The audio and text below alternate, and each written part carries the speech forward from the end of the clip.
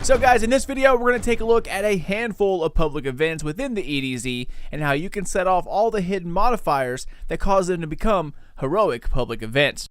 So public events in Destiny do a couple of things different this time around. First is that you really cannot lose a public event. There will always be some kind of reward for trying, just like getting silver or bronze in Tier 1. Even when heroic is triggered, there will always be loot, but more than likely, not the loot that you were hoping for. Also, events within the open world still start automatically all over the map, and you can see this by hovering over the blue icons within your world map. Now you can either find one that's close to starting and then race over towards it, or you can find another public event elsewhere and start it yourself. There are flags posted in the spot where these events will take place, and if you walk up to them you can see that it says rally the flag. So this does two things. First, it starts the public event even sooner than waiting for it to start automatically. It starts with like a 30-second countdown or something like that. Secondly, it helps you get ready for it by charging up all of your abilities. So let's start out with the public event that I think most of us have seen by now, and that's the Cabal extractor close to where Hawthorne is located in Trostland. Now it's pretty similar to the falling glimmer grab in Destiny 1, except this time Cabal support ships are overhead, and you have to dodge missiles while trying to hold down the circle to defuse the lander. The normal version, pretty easy, just disable the machine before the allotted time and you're good to go. But now, let's set off the heroic version. So, while you're doing this event, there will be a ship that periodically stops by and blasts off like a few rockets at your face. It's called a Thresher, and you've seen these before within the inverted Spire Strike. They also have a good bit of health, so it does take a good amount of damage to down it. But that's it guys, simply down it. Just down the Thresher and the heroic version will start up. The machine kind of shuts down. You no longer have to stay within the circle, simply defeat the boss within the set amount of time, and you're G to G. Alright Guardians, so that's the first one down. Next, let's head to the middle of Trostland and check out the next public event. Now this one will seem familiar to most of y'all. It's basically the same thing we have in D1, defeat the extraction teams. However, once you get to the end, it starts to change things up. The first few waves are basically the same. Track where the ship is, take care of the crew dropping down, rinse, repeat. But once you get to the third site, this is where you're going to stay and convert it to heroic. Located around the extractor sites are these little mining machines. There will be 3 or 4 of them. Take these out with enough time left and this changes the event into something different, and of course at a harder difficulty. Now since you changed it, you have to guard the extracted glimmer and keep it safe until it can be readied for transmat. There's like this tiny circle you have to stand in while you're doing this, and it's basically no bigger than a Titan bubble circumference. The best part is the Ultra Captain that basically comes out of nowhere and stomps you out of the circle like every 3 seconds. This is where it gets tricky.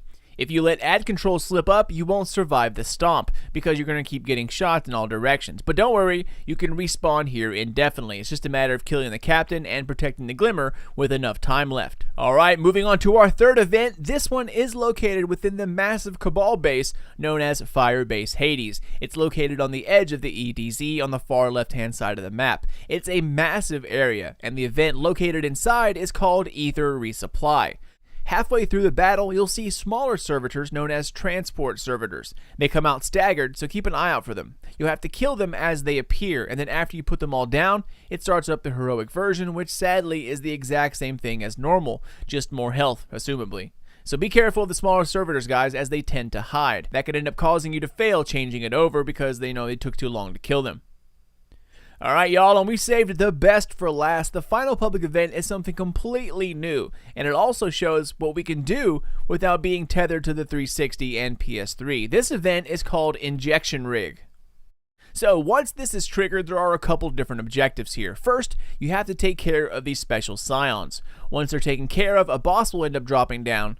However, the whole time this battle is happening, the machine overheats and throws a protected shield over itself. When it ends up venting the heat, it's vented into the closed off space within the shield, causing anyone stuck inside to burn and lose health fairly rapidly. This is also where it gets tricky because to activate the heroic event, you have to take out these vents.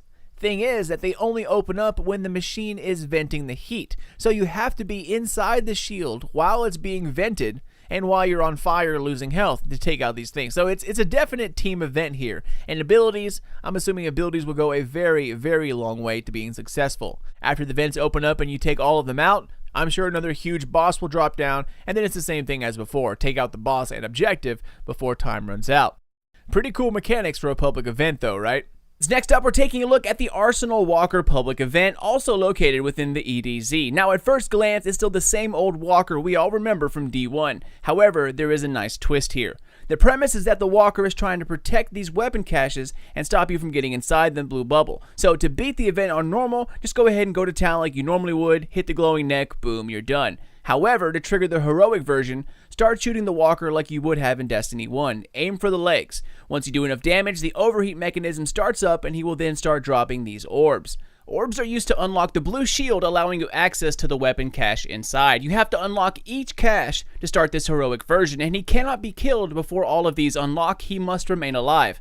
However, you can keep taking his health down to a low level. Actually, that is quite recommended. Also, once you start depositing the orbs into the shield mechanism, it will summon a huge Cabal Major named Throx. So once you put that first orb in, guys, make sure you and your team are ready. Now the key here is to deposit the ones closest to the Walker or facing towards the Walker first. He won't shoot you while he's in his overheat mechanism, and the very first overheat lasts the longest. So get the ones facing him out of the way first, because the next couple of times the Walker sticks his neck out, it starts to recover much quicker.